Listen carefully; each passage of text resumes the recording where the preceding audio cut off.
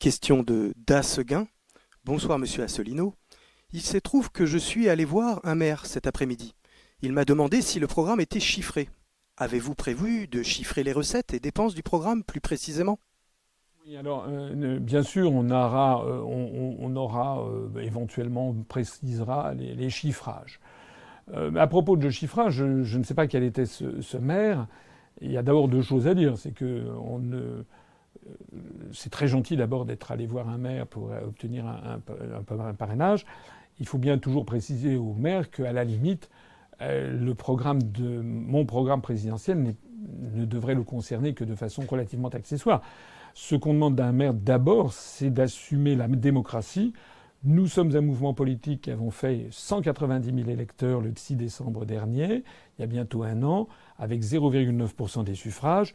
Si, comme je l'espère, je suis candidat à la présidentielle, je ferai certainement, enfin je l'espère, bien davantage. Donc la question c'est de savoir est-ce que ce maire accepte ou non de permettre à un courant d'opinion en très très forte croissance de s'exprimer.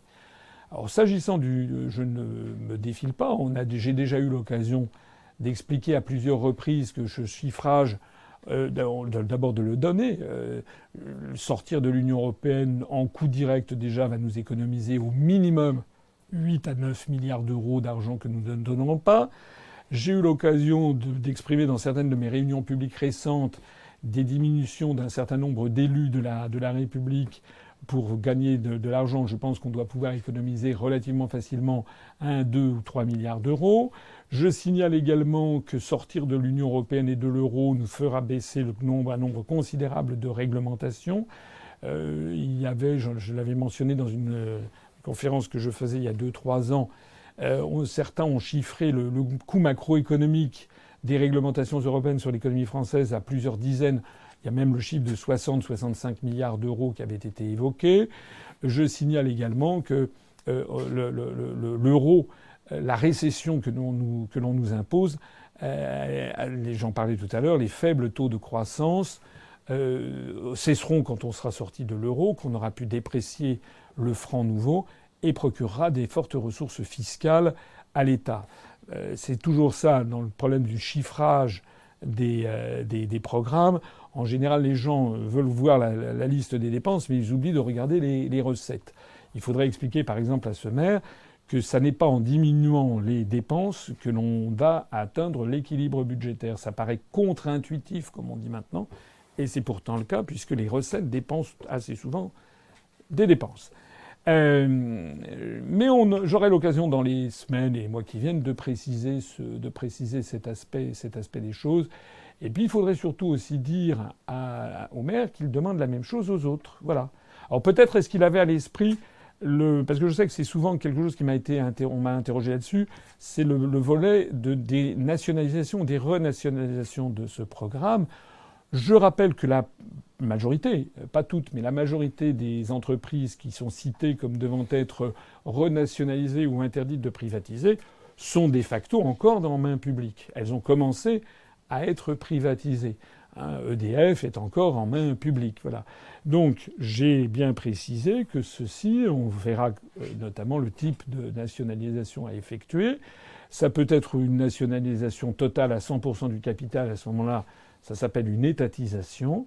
Ça peut être aussi une nationalisation à 51% simplement. Et puis il y a 49% qui restent en main privée. Ça peut même être une nationalisation, mettons, à 25%, si tout le reste du capital est détenu chez les petits porteurs. À ce moment-là, l'État devient l'actionnaire de référence. Ça peut même être une nationalisation avec ce qu'on appelle une golden share, l'action dorée, l'action en or. Un État peut très bien décider par la loi de prendre une action dans une entreprise et que cette action lui donne le management, c'est-à-dire la présidence et les directions générales.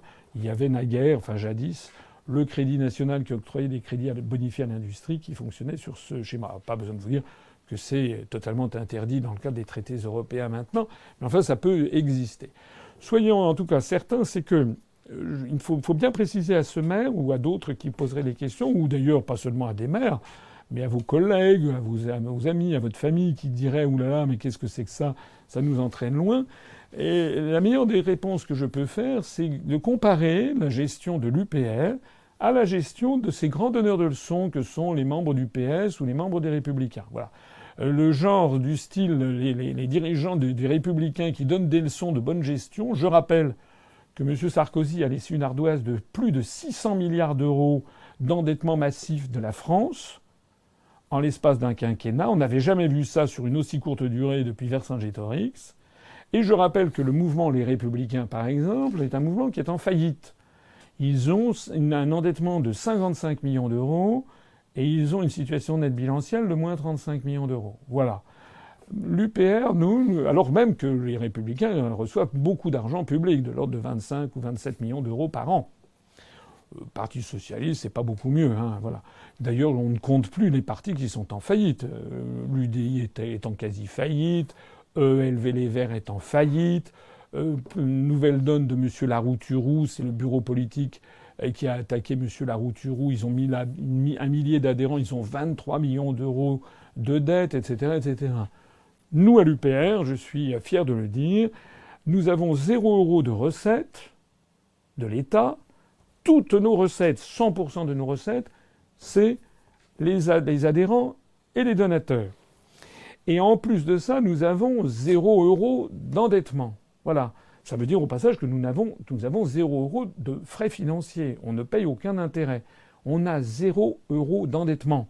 On n'est pas comme le Front National aussi qui va s'endetter auprès de banques russes, aux Émirats Arabes Unis ou je ne sais pas. Nous, on a 0 € d'endettement. Voilà. Alors, il y a quelque chose qui est important. Hein, c'est que j'aimerais, si je peux être candidat à la présidence de la République, j'aimerais avoir un débat avec un responsable politique qui me donnerait des leçons en me disant que je suis déraisonnable du point de vue de la gestion financière de la France. Parce que je leur dirais, je gérerai la France demain comme je gère l'UPR aujourd'hui. Et aujourd'hui, eh bien d'abord, moi, à l'UPR, je me sers un salaire de 0 €. Voilà. L'argent que vous nous donnez est extrêmement bien géré grâce à beaucoup de bénévoles. Et je veille justement à ne dépendre de personne, sauf du peuple français. Alors je dirais aux partis républicains, s'ils veulent me donner des leçons de morale en disant nous, on va gérer vous êtes irresponsables, nous, on va savoir gérer la France, je leur dirais, écoutez, déjà, commencez par bien gérer votre propre boutique, puis après on en reparlera.